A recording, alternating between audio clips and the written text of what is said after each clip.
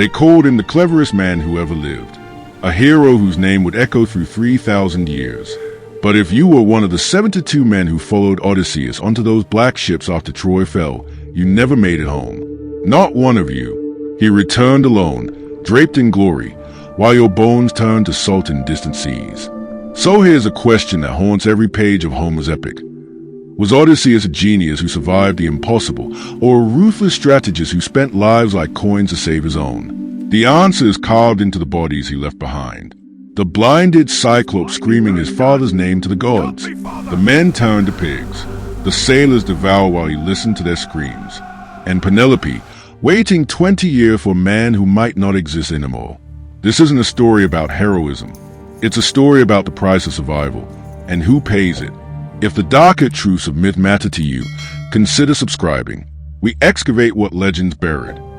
Ithaca, 1184 BC. The morning Odysseus left for Troy. The sky was clear. Penelope stood in the doorway of the palace, watching her husband check his armor one last time. Their son Telemachus was still nursing, too young to remember his father's face, old enough that Odysseus should have stayed. She didn't ask him not to go. That's the part that haunts the story. How long? She said quietly. Odysseus fastened the straps on his greaves, not meeting her eyes. A few months, a year at most. Menelaus needs his army. We take the city, we come home. And if it takes longer? It won't. But they both knew better. You don't mobilize 1,000 ships for a few months. You don't kiss your infant son goodbye with that kind of finality if you believe your own lies. Penelope watched him lift Telemachus one last time, so the way his hands trembled just slightly, and said nothing. Because what could she say? That glory matters less than breakfast with your child? That Troy's walls weren't worth 20 years? That some men go to war and some men find excuses, and she'd married the kind who went? The ships gathered at dawn. 12 vessels, heavy with men who would never see Ithaca again. The crews sang as they rowed out past the harbor rocks, their voices bright with the idiocy of young men who think war is something you return from unchanged. Odysseus stood at the stern of the lead ship. He looked back once. Just once. Penelope raised her hand. He didn't. The island shrank behind them. The water turned from green to blue to black. Somewhere in that distance, Penelope began to weave. She would weave for 20 years, unmaking at night what she made during the day, surrounded by men who wanted to replace a husband in her bed, in his throne, in his palace. She would lie to them all. She would survive them all. But that morning, watching the sails disappear, she didn't know any of that yet. She only knew that Odysseus had chosen, and she would spend 2 decades paying for it. The war would last 10 years. The journey home would last 10 more. Of the 72 men who sailed with him, not one would return. But Odysseus would, alone, victorious, covered in the blood of other people's sacrifices.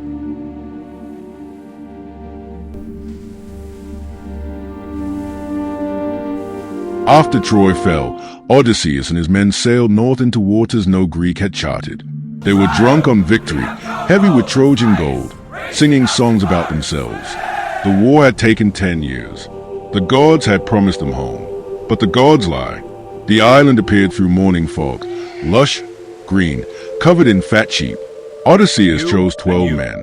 They rowed to shore with empty wine sacks and hungry eyes. The cave they found was enormous, carved deep into cliff sides, stinking of wool and cheese. Stores everywhere, milk in clay jars, lambs penned in the darkness. We should take what we need and go, said Polites, Odysseus' oldest friend. Odysseus shook his head. We wait, meet the shepherd, ask for hospitality. They didn't wait out of courtesy. They waited because Odysseus wanted to see what else the creature owned. The Cyclops returned at dusk. Polyphemus, 12 feet tall, one massive eye centered in a face that looked almost human if he didn't look too long. He drove his sheep inside, rolled a boulder across the entrance. A stone 20 men couldn't move. Then he saw them. Strangers. The Cyclops said slowly. His voice rumbled like stones grinding. Strangers, who are you? Travelers, we fought at Troy. We ask for hospitality, as is the custom, as Zeus commands. Zeus Polyphemus commands stared at them nothing with here. that single dark eye. He grabbed the nearest man, Antiphus, and smashed his head against the cave floor. The sound echoed. Then he ate him, bones and all. 2 more men died that night. The Greeks huddled in the darkness, listening to Polyphemus sleep, listening to the sheep breathe, trying not to scream. We could kill him while he sleeps Someone whispered. and trap ourselves in here forever. The stone. We'd never move it. Odysseus replied. So he planned, sharpened an olive wood stake, got the Cyclops drunk on stolen wine, told him his name was Nobody. And when Polyphemus collapsed, blind, drunk, and trusting, Odysseus drove the burning stake through his eye. The screaming brought other Cyclopes running. They gathered outside the cave, calling through stone. Brother, what's wrong? Brother, what's wrong? Who hurt you? Brother, what's wrong? Nobody hurt me! So they left him there, Who did this? screaming in the darkness. A shepherd who'd lived alone on an island, who'd committed the crime of being born different, dying in agony because clever Odysseus needed a story to tell. The Greeks escaped clinging to the bellies of sheep. They reached their ships. They should have sailed away silent. Instead, Odysseus stood at the stern and shouted back, Cyclops! If anyone asks who took your eye, tell them it was Odysseus of Ithaca! Odysseus, stop! This is madness! The gods will punish us. Turn back! Silence! His men begged him to stop. He didn't. Polyphemus, blind and broken, raised his arms to the sky. Father, Poseidon, god of the sea, make him suffer! Every man with him, kill them. And if he ever reaches home, let him arrive late, ruined, alone, to find his house in chaos. The god heard. The god answered.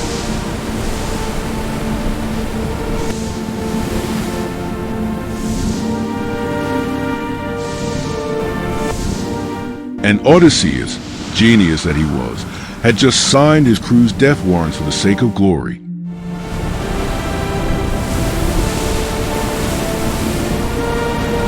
Poseidon kept his promise.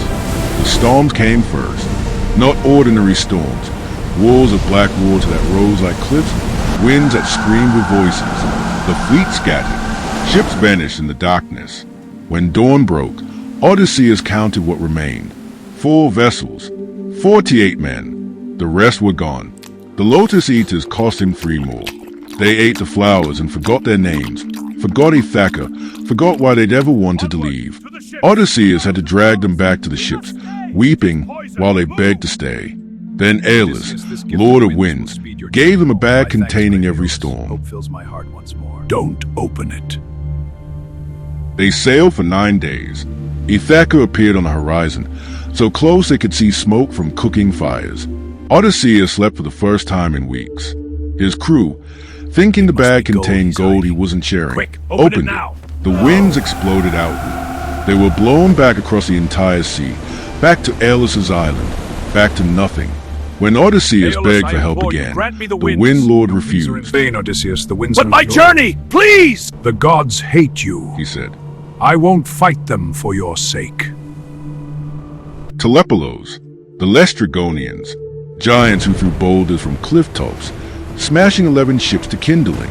Odysseus watched hundreds of men drown, screaming his name, begging for rescue that never came. He cut the mooring lines and fled. 1 ship left now, 43 men. Circe Your turned half of humanity them is into lost. pigs. Actual Embrace your new pigs. form, now swine. Odysseus negotiated their release with his body, spending a year in her bed while his men waited. Growing older, Odysseus, growing we waited bitter. a year. We need to While leave, you enjoyed they comfort, said. We aged. We must leave. Soon. Soon, he told them. But soon became seasons. He was warm. He was fed. He was wanted. Why hurry? Elpenor died drunk, falling from Circe's roof, breaking his neck on stone. They found him at dawn, 22 years old, dead because Odysseus couldn't stop chasing goddesses. The underworld next. Odysseus sailed to the edge of the world to speak with the dead prophet Tiresias, who told him Odysseus, what he your already knew. pride has sealed your doom. The god's wrath is just, and you cannot escape it. In the land of the dead, Odysseus met his mother's ghost. She died waiting for him. Grief, the shades whispered. She died of grief. I didn't know. I never meant for you to wait. I thought I would return. Odysseus said to the empty air.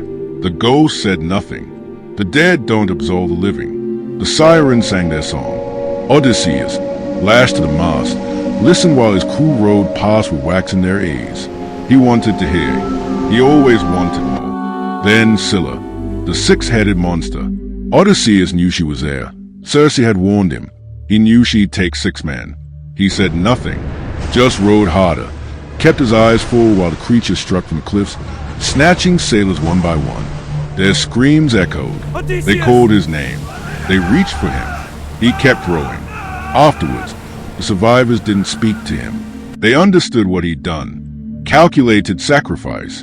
6 lives spent to save 37. The math was clean. The morality wasn't. Poseidon's storm still followed. Patient, relentless, waiting for Odysseus to run out of men to hide behind. He was running out faster than he'd planned.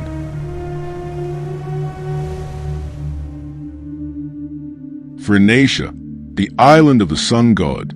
The cattle graze there, immortal and sacred, glowing faintly in the dusk. Tiresias had warned him. Circe had warned him. The gods themselves had made it clear. Don't touch the cattle. Don't even land on the island. They landed anyway. The storms had shredded their sail. The men were starving. Odysseus made them swear an oath. Don't touch the cattle, no matter what. They Swear by swore. the gods we will not touch the sacred cattle. Swear it on your lives. We swear. For a month, they survived on fish and rainwater. Then the wind stopped completely. Dead calm. The sky turned gray and stayed gray. Provisions ran out. They started looking at those glowing cattle differently. Fat, healthy, sacred. Odysseus knew what would happen. He left camp one morning, climbed the island's highest ridge to pray, to beg the gods for wind, or maybe just to be somewhere else when his men made their choice. To build his alibi. When he returned, the beach smelled like roasting meat.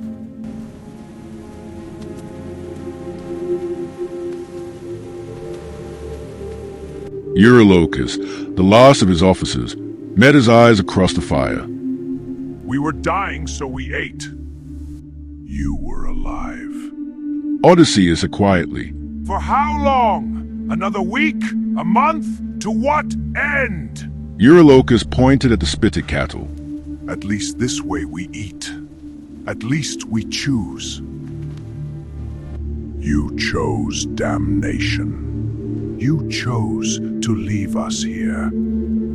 Dying! 10 years since Troy. 10 years you've been making choices that keep you breathing while we die. The Cyclops, your pride. Circe's island, your lust. Scylla, you knew and you said nothing. So don't stand there and talk to me about choices. Odysseus had no answer for that, because it was true. They sailed at dawn with full bellies and empty futures. The storm found them before noon. Zeus himself threw the lightning. The bolt struck the mast, exploded through the deck, and the ship disintegrated. Odysseus grabbed wreckage. Around him, 37 men thrashed in the black water. They screamed his name. They begged. They cursed it. He watched them sink, one by one by one by one, until the sea was silent and Odysseus floated alone, clinging to broken timber, still breathing. He drifted for 9 days. The sun scorched his skin. Thirst turned his tongue to leather. Sharks circled but didn't strike. Even they wanted nothing to do with him. Calypso's island rose from the waves like a dream. The goddess found him on her beach, half dead, alone. She would keep him for 7 years, a prisoner wrapped in immortality and silk sheets. She offered him Stay with eternal me, life. Odysseus. I He offer you refused. immortality. He I wanted cannot. home, I must but return. home was changing too. Ithaca, 20 years after he left. Penelope sat in her chamber, surrounded by thread, surrounded by lies, surrounded by 108 suitors who ate her food and drank her Odysseus is wine, dead. and You demanded must she choose one choose of one of us. them to replace For the 20 husband years who would we've never waited. return. End this now! Then bring me his body. Prove he's dead, or I will not choose. She replied. They couldn't, so she kept weaving, day and night, The funeral shroud for Odysseus' father that would never be finished. The trick that bought her time. Unmaking at midnight what she made at dawn. Waiting for a man who might be a memory, might be a corpse, might be something worse. Two people, two islands, two kinds of endurance, both utterly alone. Year 20. Calypso finally released him. The gods had decided Odysseus had suffered enough. The men who drowned screaming his name might have disagreed, but the dead don't get votes. He washed ashore in Phaeacia, naked and broken.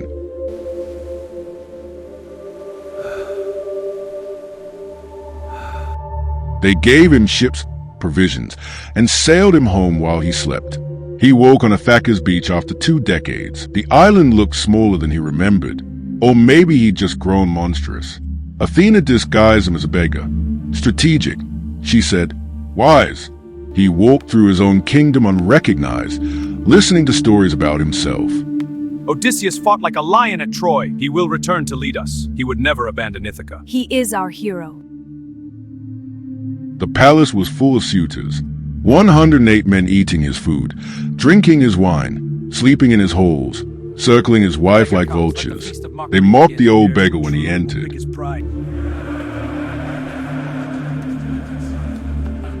Threw food at him, laughed. Penelope appeared at the top of the stairs, 20 years older, still beautiful, still waiting. I announce a contest of the great bow. He who strings it and shoots true shall claim me. Let this be the final test. They all failed. The bow was too strong, built for a warrior's grip. Grant me the bow. I would try my hand. The beggar dares. I ask but a chance. He strung it effortlessly. The arrow flew clean through all 12 axes. Then he toned and put the next arrow through the nearest suitor's throat.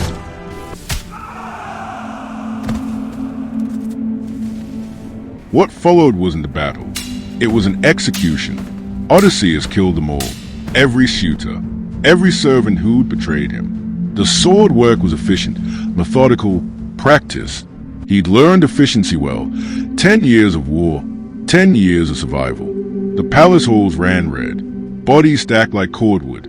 The servant women who'd slept with suitors were hanged in the courtyard, 12 in a row, their feet twitching above the stones. When the screaming stopped, Penelope came downstairs. She looked at the carnage, looked at her husband. She looked at the carnage, looked at her husband, didn't run to him, didn't weep. Prove you're him. Penelope, I built our bed around a living olive tree. No one else could know this intimate secret. So he described their bed. The secret only they knew, built around a living olive tree, rooted in the earth, immovable. The tree he'd carved their marriage into. She studied his face. This man who'd left young and returned ancient. Who'd killed 108 men without hesitation. Whose eyes had seen things that hollowed him out. It's you. Is it? She had no answer for that. Homeless as they went to bed that night and talked until dawn, sharing stories of their 20 years apart. He describes a reunion as cautious, careful. 2 strategists circling each other, testing for weakness, looking for the trap. Maybe that's So much love, time has after passed. everything. Maybe that's all that survives. Is it truly you? Odysseus had made it home, alone, victorious, the cleverest man who ever lived. A hero whose name would echo through 3,000 years of poetry and praise. But at night, they say, he dreamed of the men he'd sacrificed, the crew who trusted him, the Cyclops screaming for his father, the siren still singing in the darkness, all the prices he paid with other people's lives. 72 men sailed with him from Troy. Not one returned. He called it survival. History called it heroism. But in the quiet of the Ithacan palace, late at night, when Penelope slept and Odysseus lay awake, perhaps he knew the truth. Perhaps he always had. Some men come home from war. And some men come home wearing a dead man's face, speaking a dead man's words, pretending to remember what it meant to be human. The gods forgave Odysseus. The question is whether he ever forgave himself.